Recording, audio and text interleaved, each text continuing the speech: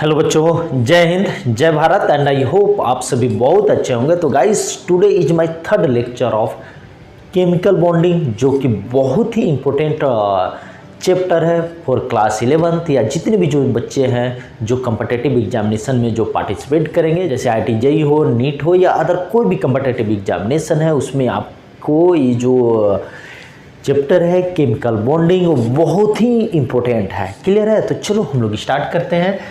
आज का जो लेक्चर है that is the lecture number 3। तो गाइस, जो लेक्चर नंबर 1 है, लेक्चर नंबर 2 था, तो आई होप आपने उस वीडियो को देखा होगा। तो चलो हम लोग देखते हैं कि भाई लेक्चर नंबर 2 में हम लोगों ने डिटेल में स्टार्ट किया था इलेक्ट्रॉनिक थ्योरी ऑफ वैलेंसी, जिसके अंतर्गत हम लोगों ने ये पढ़ा तो इलेक्ट्रोवैलेंट बॉन्ड क्या होता है, ये क्यों होता है, कैसे होता है, सारे के सारे डिस्कशन हम लोगों ने लेक्चर 2 में कर लिया है। तो गाइज पहले हम लोग एक चीज़ को समझते हैं। एग्जाम्पल अगर मैं लिखता हूँ कि जैसे Na एक्चुअली पाया जाता है सॉलिड फॉर्म में and here is the Cl2 that is the gas and it is giving NaCl and this is also a solid that is the salt. Okay, तो अगर आप स्टोइकोमेट्रिक कोफिशिएंट बैलेंस करो तो this one. तो guys यहाँ पे आप देख सकते हैं, पहले हम लोग समझते हैं, then will go for the condition necessary for the ionic bond. Okay, so guys यहाँ पे हम लोग देखते हैं कि भाई ये जो आयोनिक बॉन्ड, अगर इसे मैं बोलता हूँ कि this is the ionic bond, यहाँ पे फॉर्मेशन हो रहा है, means this is the ionic compound. तो पहले क्या हो रहा है, फर्स्ट जो हो रहा है, फर्स्ट यहाँ पे क्या हो रहा है, फर्स्ट हो रहा है फॉर्मेशन ऑफ कैटायन, ठीक है, by donating electron. Second one is the formation of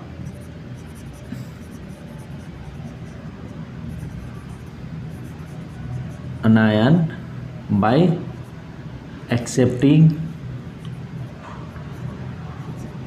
electron. Clear है? And then third point is the formation of crystal lattice.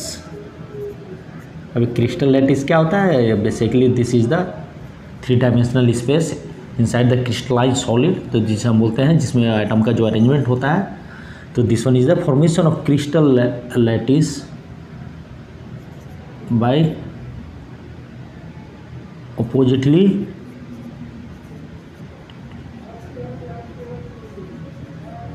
Charged ions. Clear है? तो आयनिक बॉन्ड है, बेसिकली आयनिक बॉन्ड को complete करने के लिए हमें बेसिकली जो 3 जो इसका जो स्टेप है, वो स्टेप क्या है, step number 1 is the this one and this one. Clear है? बट ये जो जितने भी जो रिएक्शन होते हैं गाइस, वो मैक्सिमम टाइम क्या होता है, मैक्सिमम टाइम होता है गैसियस फेज में रिएक्शन होता है। मीन्स जो स्टेट होता है रिएक्टेंट का, वो किस फेज में होता है, वो होता है गैसियस फेज में। बट जो नेचर में जो पाया जाता है, वो कुछ जो एलिमेंट है या कुछ जो आइटम है, उसका क्या होगा, वो जैसे यहाँ पे देखो सोडियम पाया जाता है सॉलिड फॉर्म में। यहाँ पे वैसे जितने भी जो मेटल्स हैं, अर्थ मेटल्स हैं या जो अल्कलाइन अर्थ मेटल है, सारे जो मैक्सिमम हो कहाँ पे पाए जाते हैं, वो सॉलिड फॉर्म में पाए जाते हैं। बट हमें क्या करना है, हमें फॉर्मेशन करना है। क्लियर है? तो जब आयोनिक बॉन्ड फॉर्मेशन करना है तो हमें क्या करना पड़ेगा, हमें करना पड़ेगा सॉलिड फॉर्म जो है, जो सॉलिड जो स्टेट है एलिमेंट का या रिएक्टेंट का, उसको हमें कन्वर्ट कहाँ पे करना पड़ेगा, हमें कन्वर्ट करना पड़ेगा गैसियस फॉर्म में। तब जाकर वो जो रिएक्शन है, उस रिएक्शन में वो पार्टिसिपेट कर पाएगा। क्लियर है? तो ये सारे चीज़ों को करने के लिए हम 1 by 1 देखेंगे, तो यहाँ पे हम लोग इसको डिटेल में पढ़ेंगे।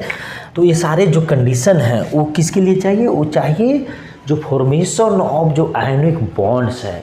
क्लियर है? तो चलो हम लोग नया हेडिंग देखते हैं और उसको और अच्छे से समझते हैं।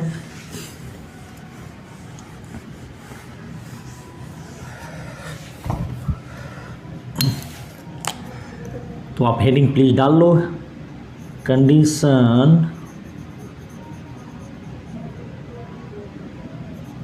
necessary for formation of ionic bonds। Clear है? तो गाइस चलो हम लोग एक एग्जांपल यहीं पे ले लेते हैं, same example, that is the Na plus half Cl2, this is the gas form and it is giving NaCl solid. Clear है? तो अब यहाँ पे देखो कंडीशन क्लियर है। तो हम लोग हमारे पास जो रिएक्शन है वो रिएक्शन क्या है, एक आयोनिक बॉन्ड का, एक आयोनिक कंपाउंड का जो हमारे पास एग्जांपल है वो एग्जांपल क्या है, जब हम सोडियम को जब क्लोरीन गैस के साथ रिएक्शन करा रहा है तो हमें क्या मिल रहा है, हमें NaCl मिल रहा है। This is the ionic compound, means ionic compound means it's having a ionic bond. Clear है? तो गाइस अब यहाँ पे देखो पहला नंबर क्या है कि यहाँ पे जो सोडियम है, सोडियम किस फॉर्म में है, सोडियम है सॉलिड फॉर्म में। क्लियर है? तो सॉलिड फॉर्म में है तो सॉलिड से हमको कहाँ पे लाना पड़ेगा, हमको लाना पड़ेगा गैस में, क्योंकि जो रिएक्शन है वो किस फॉर्म में होता है, वो होता है गैसियस फॉर्म में। क्लियर है? तो जो सॉलिड से जो जब हम गैस में डायरेक्ट, जैसे सॉलिड से हम लिक्विड भी जा सकते हैं and then liquid will go into the gas. Clear है? तो अगर हम जब सॉलिड से direct without changing into liquid state and we are changing it into the gaseous state, तो this is called sublimation. This process is called sublimation. Clear है? तो अब यहाँ पे क्या लगेगा, first point energy of sublimation.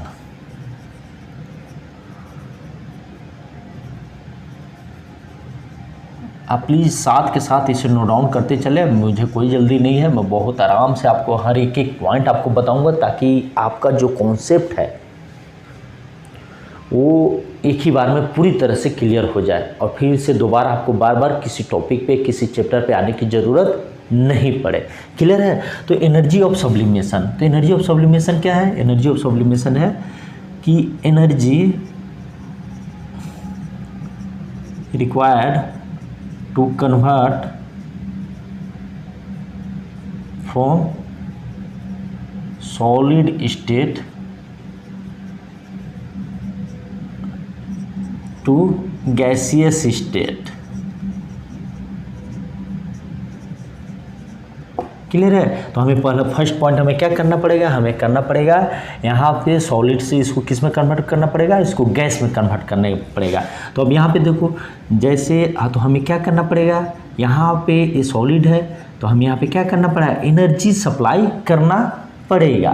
Clear है? तो यहाँ पे कितना एनर्जी सप्लाई करना हो, तो अप्रोक्सीमेटली 109 किलो जूल अगर हम एनर्जी सप्लाई करते हैं तो किस में कन्वर्ट हो जाएगा, ये जो सोडियम जो है वो गैसियस स्टेट में आ जाएगा।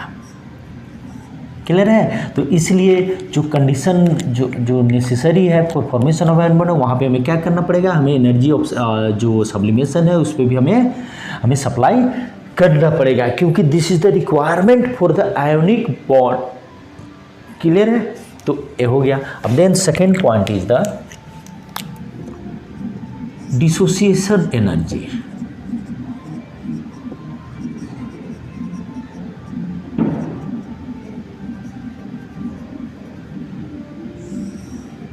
अब यहाँ पे देखो, अब हम लोगों ने तो यहाँ पे देख लिया। अब यहाँ पे बेसिकली क्या हो रहा है, अगर ये हो रहा है तो यहाँ पे देखो, यहाँ पे जो एक्चुअल में जो रिएक्शन हो रहा है वो क्या आ रहा है, NaS।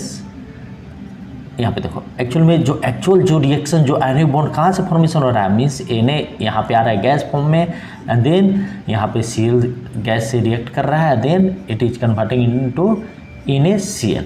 क्लियर है? तो अब यहाँ पे देखो एक एटम और एटम के बीच में हम लोग जब आयोनिक बॉन्ड की बातें करते हैं तो हम लोग किसके बीच में बातें करते हैं, हम लोग बातें करते हैं एटम और एटम के बीच में।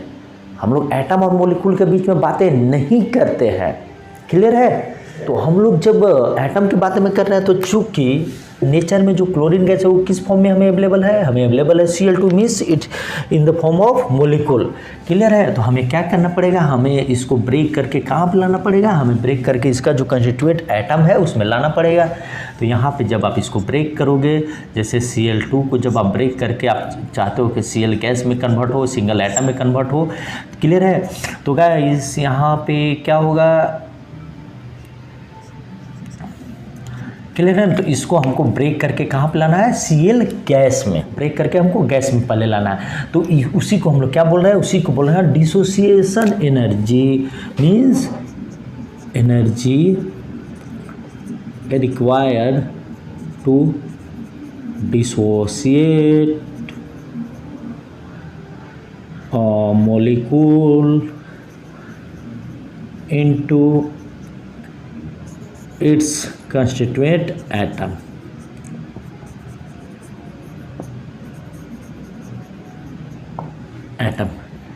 क्लियर है? तो यहाँ पे क्या हो जाएगा, अब यहाँ पे देखो, यहाँ पे हमारे पास क्या था, Cl2 गैस है, दिस इज द मोलिक्यूल। तो हम इसको एनर्जी सप्लाई करेंगे तो लगभग 122 किलो जूल पर मोल, मीन्स 1 मोल का यहाँ पे डिसोसिएट,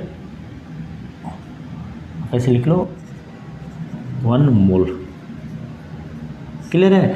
तो जब भी हम केमिस्ट्री के सेंस में जब बातें करते हैं तो हम लोग बेसिकली जो हमारा जो रेफरेंस जो वर्ड होता है that is the 1 mole. Clear है? तो अब यहाँ पे देखो, तो हम लोग जब इसको इतना एनर्जी सप्लाई करेंगे तो यहाँ पे क्या बनेगा, यहाँ पे Cl गैस। क्लियर है? अब यहाँ पे देखो, ये बीकर है, मैंने जस्ट आप ऐसे समझ लो, आपने यहाँ पे NaS डाला, यहाँ पे Cl2 गैस को आपने डाला। तो अब क्या किया आपने पहला बार तो Na को Na से कन्वर्ट करने के लिए आपने यहाँ पे क्या दिया, यहाँ पे लगभग 109 किलो जूल का क्या दिया, सब्लिमेशन एनर्जी दिया। और यहाँ पे आपने फिर यहाँ पे क्या दिया, डिसोसिएशन एनर्जी कितना दिया, 121 किलो जूल का। क्लियर है? हम लोग तो यहाँ तो समझ लिया, अभी भी रिएक्शन स्टार्ट नहीं हुआ है। ठीक है? अब जो सेकेंड पॉइंट है तो हम लोग ने समझ लिया कि भाई हमें डिसोसिएशन एनर्जी की भी रिक्वायरमेंट होगी। क्लियर है? Second point and third point is that is called ionisation energy. तो जो नेसेसरी कंडीशन है उसके आयोनिक बॉन्ड के केस में जो आयोनाइजेशन एनर्जी है वो क्या होना चाहिए, वो लो होना चाहिए। क्लियर है? तो चलो देखते हैं। Third point is the, I think आपने इसे नोट डाउन किया होगा।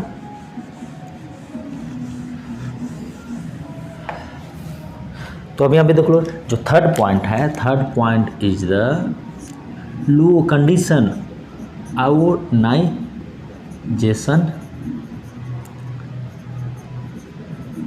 एनर्जी। क्लियर है?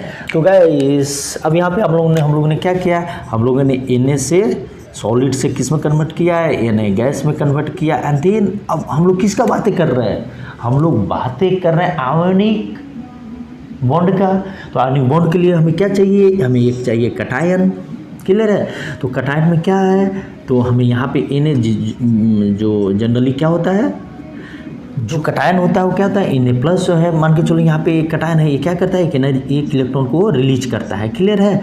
तो इस केस में क्या होता है कि हमें सोडियम जो गैस है, गैस से जब हम कटायन में जब इसे कन्वर्ट करते हैं तो हमें यहाँ पे क्या देना पड़ता है, हमें एनर्जी देना पड़ता है।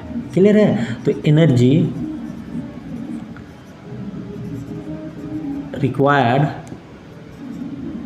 To convert atom into cation.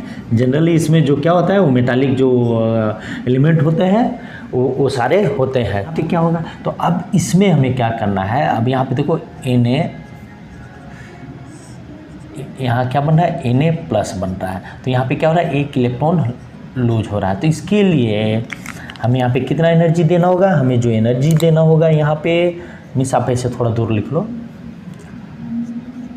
Na और यहाँ पे प्लस। तो जब लगभग 495 या 96 किलो जूल जब आप एनर्जी दोगे, 1 मोल जो सोडियम एलिमेंट है इन जो सोडियम 1 मोल जो सोडियम एटम है वो कन्वर्ट कहाँ होगा, वो कन्वर्ट होगा सोडियम आयन में।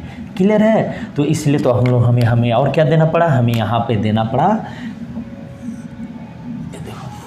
हम लोगों ने और भी एनर्जी दिया। This is a 495 kilo joule. Clear है? इतना एनर्जी हमने इसके अंदर हमें देना पड़ा, तब जाके क्या हुआ, सोडियम से सोडियम आयन में कन्वर्ट हुआ। क्लियर है? तो this one is the third point. अब गाइस हम लोग आ जाते हैं फोर्थ पॉइंट में। अभी तो हम लोगों ने सिर्फ कटायन बनाया है, ठीक है। अभी हमें क्या चाहिए, याद करो। जो फोर्थ पॉइंट है, फोर्थ पॉइंट क्या है, इलेक्ट्रॉन गेन एंथैल्पी।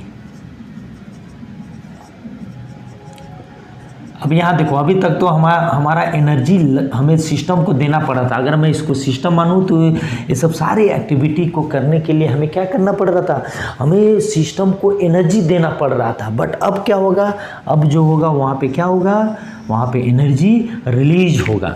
क्लियर है? तो यहाँ पे भी क्या बोलते हैं, हाई। अब यहाँ पे देखो, चलो पहले जब लो और हाई की बातें कर लें, तो लो आयोनाइजेशन एनर्जी, तो ऐसा का जो आयोनाइजेशन एनर्जी है वो सबसे लो होगा, उसका स्टेबिलिटी और उसका जो स्ट्रेंथ होगा वो हायर होगा। क्लियर है? मीन्स वो जल्द से जल्द क्या करेगा, आयोनिक बॉन्ड बनाएगा। क्लियर है? उसी प्रकार हाई इलेक्ट्रॉन गेन एंथैल्पी। तो क्या होता है गाइस, जब अब यहाँ पे अनायन कैसे बनता है, अनायन क्या करता है कि एक एटम यहाँ पे क्या करता है, इलेक्ट्रॉन गेन करता है, देन ये क्या बनाता है, ये यहाँ पे अनायन बनाता है। क्लियर है? और यहीं पे वो क्या करता है, वो एनर्जी रिलीज करता है।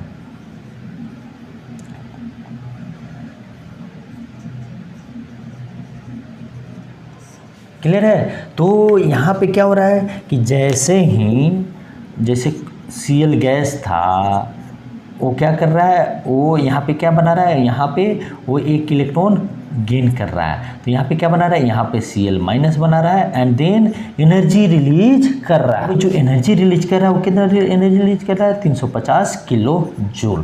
क्लियर है? तो अभी तक देखो, अभी तक यहाँ पे क्या हो रहा था, यहाँ से हम लोगों ने एनर्जी दे रहा था। अब यहाँ पे जैसे ही जो इलेक्ट्रॉन जब गेन करता है और जो अनायन बनाता है, तो इस प्रोसेस में, या ये जो प्रोसेस है वो accompanied with release of energy होता है। क्लियर है? कि अगर मैं हूँ, अगर मान के चलो मैं एक एटम हूँ और मैंने एक इलेक्ट्रॉन गेन किया, तो मैं क्या करूँगा, मैं एनर्जी रिलीज करूँगा, हमारे पास ज़्यादा एनर्जी हो जाएंगे। ठीक है ना? तो हम क्या अल्टीमेटली करेंगे, हम अल्टीमेटली एनर्जी रिलीज करेंगे। तो गाइस अब यहाँ पे देख लो, अब यहाँ से क्या हुआ, ये एनर्जी रिलीज हुआ। तो रिलीज चूँकि हम गेन कर रहे हैं तो इसको हम प्लस से दिखाते हैं, और जो रिलीज हो रहा है मैंने सिस्टम से जो बाहर आ रहा है उसको हम किससे दिखाते हैं, उसको हम माइनस से दिखाते हैं। क्लियर है? अभी एक तो पॉइंट हो गया। अब यहाँ पे देखो, हम लोगों ने कटायन भी बना लिया, हम लोगों ने अनायन भी बना लिया।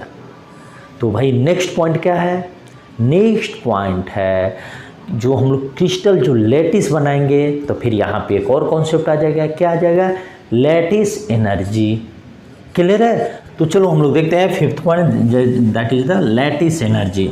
मीन्स एक क्रिस्टल लैटिस बनाने के लिए, या एक जब क्रिस्टल लैटिस का फॉर्मेशन होता है तो अल्टीमेटली क्या होता है। क्लियर है? तो अब यहाँ पे देखो, fifth point is the high lattice energy.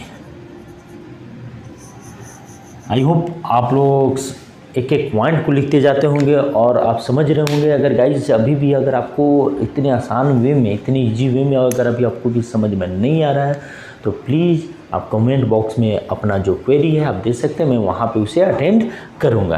Clear है? तो यहाँ पे गाइस क्या है, हाई लैटिस एनर्जी। तो लैटिस एनर्जी क्या है, वहाँ पे जैसे डिसोसिएशन एनर्जी था तो डिसोसिएशन से रिलेटेड था, सब्लिमेशन एनर्जी था वो सब्लिमेशन से रिलेटेड था, आयोनाइजेशन एनर्जी था वो आयोनाइजेशन से रिलेटेड था। उसी प्रकार जो हाई लैटिस एनर्जी है, ये जो लैटिस एनर्जी वो किससे रिलेटेड है, वो रिलेटेड है क्रिस्टल लैटिस से।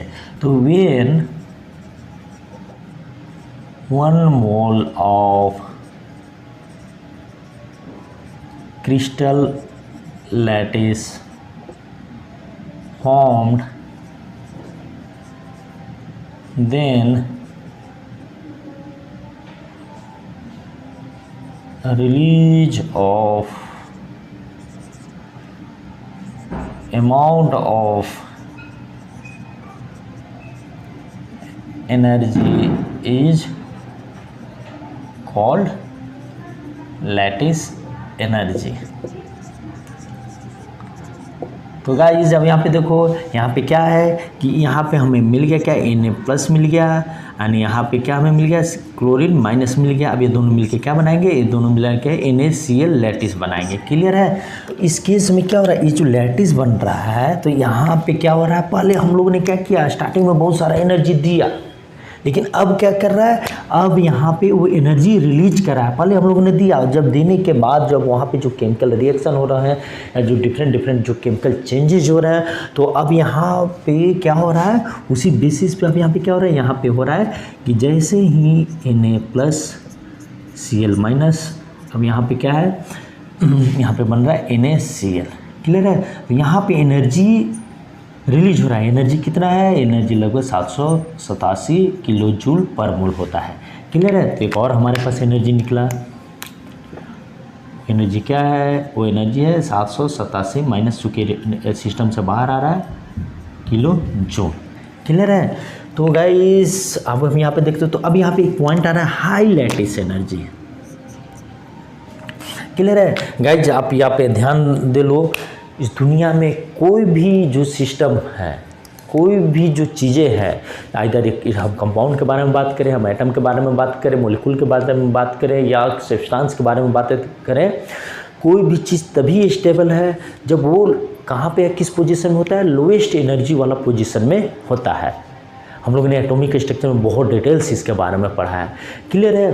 तो यहाँ पे हाई लैटिस एनर्जी का मतलब क्या हुआ कि हाई एनर्जी रिलीज, मतलब हमारे पास जो एनर्जी, हमने जो भी एनर्जी जो हमने ऑब्जर्व किया और उसमें से हमने क्या किया, हम लोगों ने ज़्यादा से ज़्यादा एनर्जी रिलीज कर रहा है।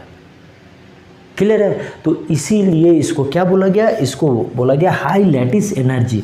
तो ऐसे सब्सटेंस, ऐसे एलिमेंट जिनका हाई लैटिस एनर्जी होता है, वो क्या करते हैं, वो जो तो क्या करते हैं, वो जल्द से जल्द जो आयोनिक कंपाउंड है, आयोनिक बॉन्ड है, वो बनाते हैं। क्लियर है। उसी प्रकार जब हम लोगों ने देखा था इलेक्ट्रॉन गेन इंथैल्पी के केस में भी, उसमें भी हम लोगों ने लिखा था कंडीशन कि high electron gain enthalpy means वहाँ भी एनर्जी का रिलीज हो रहा है। तो वहाँ भी जितना ज़्यादा से ज़्यादा एनर्जी रिलीज करेगा, और जो जैसे मैं हूँ जितना ज़्यादा एनर्जी रिलीज करूँगा, तो फिर मेरे पास क्या होगा, लोवेस्ट एनर्जी बचेगा। तो जब लोवेस्ट एनर्जी बचेगा तो मैं क्या हूँ, मैं स्टेबल हो जाऊँगा। क्लियर है। तो ये सारे पॉइंट हैं। तो this is called the high lattice energy. Clear है। तो हम लोगों ने देखा कि भाई जो नेसेसरी जो कंडीशन रिक्वायर्ड है for formation of ionic bond, तो हम लोगों ने किस तरह का कंडीशन को बारे में स्टडी किया, हम लोगों ने 5 तरह के कंडीशन के बारे में स्टडी किया। तो अगर ये 5 तरह का जो कंडीशन है अगर हमें मालूम है, तो हम बहुत अच्छे से आयोनिक बॉन्ड फॉर्मेशन को समझ सकते हैं। क्लियर है। तो चलो, तो आई थिंक ये आपको हाई लैटिस एनर्जी क्लियर होंगे। तो गाइज एक जो 6th पॉइंट है, that is the electronegativity. Clear है ना। तो 6 पॉइंट है हाई इलेक्ट्रो निगेटिविटी डिफरेंस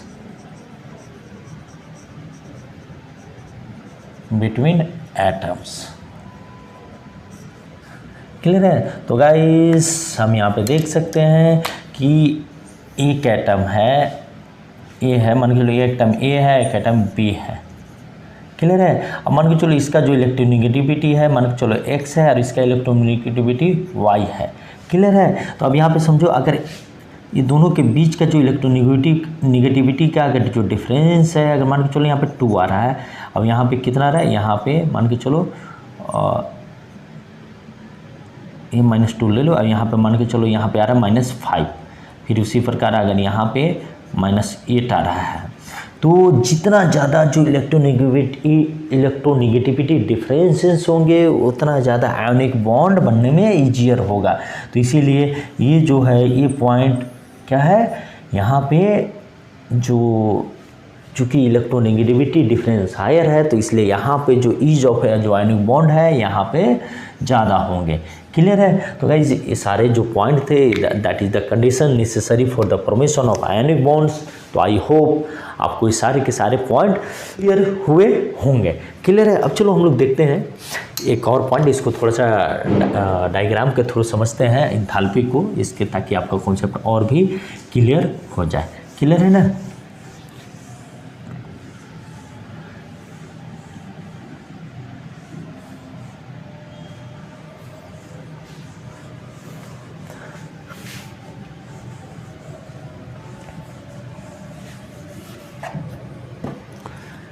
अब यहाँ पे देखो हम लोगों ने जो हमारा जो एक्चुअल जो रिएक्शन है NaS plus half Cl2 gas is converting into NaCl solid.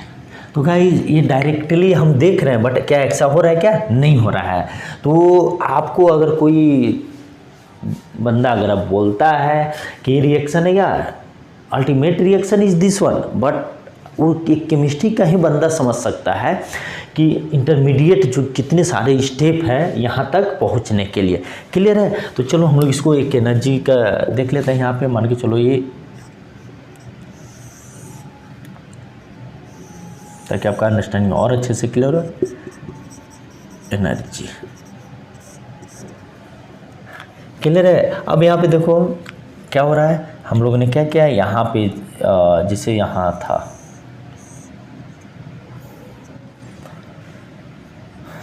तो यहाँ पे क्या क्या हम लोगों ने दिया, ए दिया, एंड यहाँ पे हम लोगों ने Cl2 हाफ ए दिया, गैस दिया। तो यहाँ पे हम लोगों ने क्या दिया, यहाँ से यहाँ पे कहाँ पे एनर्जी आया, यहाँ पे हम लोगों ने कितने एनर्जी का सप्लाई किया, आप वहाँ पे देखो लगभग 109 किलो जूल एनर्जी हम लोगों ने सप्लाई किया, that is called the sublimation energy. तो यहाँ पे क्या बना, यहाँ पे बना Na गैस। क्लियर है। अब फिर Na गैस से हम लोगों ने क्या किया, हम लोगों ने यहाँ पे यहाँ पे क्या बन गया, Na गैस प्लस यहाँ पे हाफ Cl2। क्लियर है। अब फिर से हम लोगों ने यहाँ पे एनर्जी सप्लाई किया। तो हम लोगों ने कितना एनर्जी सप्लाई किया था, हम लोगों ने यहाँ पे देखो 121 किलो जूल हम लोगों ने एनर्जी सप्लाई किया, किसके लिए, क्लोरीन गैस में कन्वर्ट होने के लिए। तो यहाँ पे क्या हुआ है 121 किलो जूल। तो this is called dissociation energy. Clear है। तो अब यहाँ पे हमारे पास क्या आ गया, यहाँ पे Na gas plus Cl gas, यही तो हुआ। अब यहाँ पे देखो, अब हम लोगों ने नेक्स्ट हम लोगों ने क्या किया था, हम लोगों ने नेक्स्ट जो एनर्जी सप्लाई किया वो कितना किया था, वो किया था हम लोगों ने 495 kilo joule for ionization energy. Clear है। तो मान के चलो मैं इसको मिटाता हूँ क्योंकि ये थोड़ा सा, तो ये देखो this one is the 495 kilo joule ionization energy. तो अब यहाँ पे हमें क्या मिला, यहाँ पे देखो यहाँ पे हमें क्या मिला गाइस, यहाँ पे हमें मिला Na plus and Cl gas. Clear है। अब यहाँ पे देखो अभी तक हम लोगों ने सिस्टम में एनर्जी दे रहा था, अब क्या होगा, यहाँ से एनर्जी रिलीज होना स्टार्ट हुआ। तो यहाँ पे फर्स्ट टाइम एनर्जी कितना रिलीज हो रहा है गाइस, यहाँ पे देखो, यहाँ पे जब Cl जब अनायन में कन्वर्ट हो रहा है, मीन्स क्लोरीन अनायन में कन्वर्ट हो रहा है, तो यहाँ पे क्या हो रहा है, Na plus gas and this one plus Cl minus gas. तो यहाँ पे क्या कर रहा है, एनर्जी कितना रिलीज हो रहा है, यहाँ पे देखो -350 किलो जूल एनर्जी रिलीज हो रहा है। That is called electron gain enthalpy.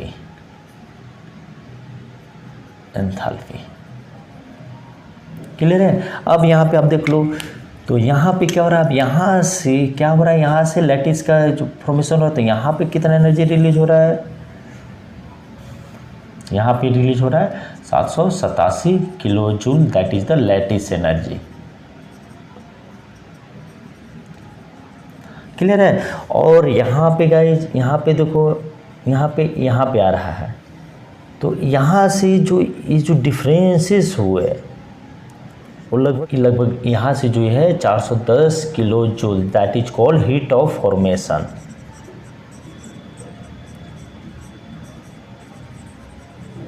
जिसे हम लोग इंडिकेट करते हैं किससे, डेल्टा एच एफ से। क्लियर है। तो गाइस जो डेल्टा एच एफ है, तो आयोनिक बॉन्ड का जो फॉर्मेशन है वो तभी पॉसिबल है जब डेल्टा एच एफ का जो वैल्यू है वो क्या होगा, वो हमेशा निगेटिव होगा। का जो वैल्यू है वो क्या होगा, वो हमेशा लेस देन जीरो होगा, लेस देन जीरो होगा, तभी क्या होगा, आयोनिक बॉन्ड का फॉर्मेशन हो रहा है। इसका मतलब क्या हुआ, इसका मतलब है देखो ये वाला जो 410 है वो कैसे आया, देखो यहाँ पे पहले यहाँ पे हम लोग देख लेते हैं delta H F equal to, तो फर्स्ट टाइम हम लोगों ने कितना ऐड किया 109, फिर हम लोगों ने कितना दिया एनर्जी 121, फिर हम लोगों ने कितना एनर्जी दिया 495, और फिर हम लोगों ने कितना माइनस किया, मीन्स कितना रिलीज हुआ, सिस्टम से बाहर जा रहा है इसलिए सिस्टम में से इसको माइनस कर रहे हैं एनर्जी से, देन विल कैलकुलेट, तो it will come around 410 kilo joule minus में। क्लियर है। तो यहाँ पे देखो delta H F equal to क्या है, delta H F equal to minus में आ रहा है।